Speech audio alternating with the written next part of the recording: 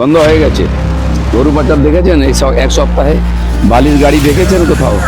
রাজ্যের দুর্নীতি, বেআইনি ব্যবসা, আগুন লাগার ঘটনা থেকে শুরু করে একের পর এক গ্রেপ্তারি, সবকিছু নিয়েই এবার বিস্ফোরক মন্তব্য করলেন রাজ্যের পঞ্চায়েত মন্ত্রী তথা বিজেপি নেতা দিলীপ ঘোষ। আর সেই মন্তব্য ঘিরেই শুরু হয়েছে নতুন রাজনৈতিক বিতর্ক। নমস্কার, আপনারা দেখছেন ভয়েস অফ বাঁকুড়া। বাঁকুড়ার সব খবর, সঠিক খবর সবার আগে।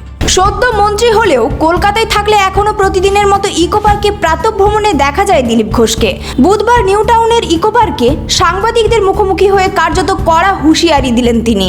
শহরে বারবার আগুন লাগার ঘটনায় ক্ষোভ প্রকাশ করে দিলীপ ঘোষ বলেন, এতদিন টাকা পয়সা দিয়ে অনেক কিছু চলেছে, এখন আর সেগুলো হবে না, নতুনভাবে সব কিছু হবে। সময় থাকতে আইন মেনে চলুন, না হলে পরে অসুবিধা হবে।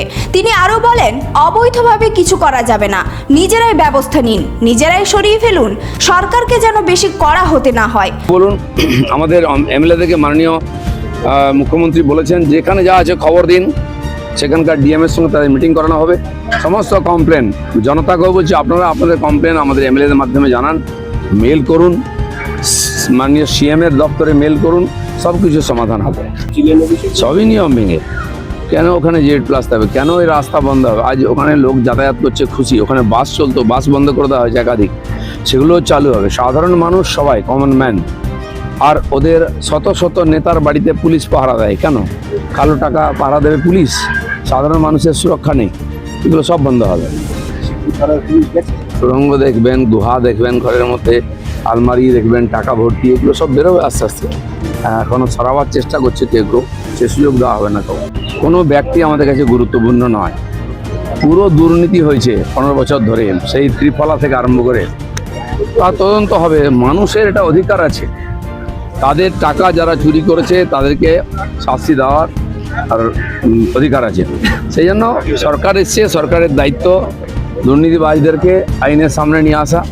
প্রশাসন সেই কাজটা করবে, আইন তাদেরকে সাজা দেবে।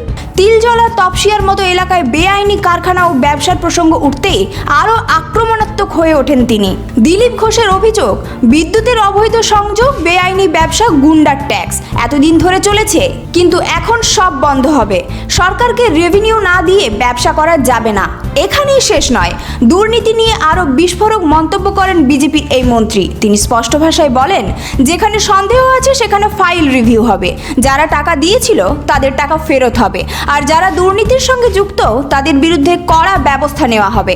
সুজিত গর্গের গ্রেপ্তারির প্রসঙ্গ টেনে দিলীপ ঘোষ বলেন, অনেক বাঘ সিংহকে খাঁচায় ঢুকতে হবে। ক্ষমতার মোহে এতদিন যা হয়েছে তার বরদাস্ত করা হবে না।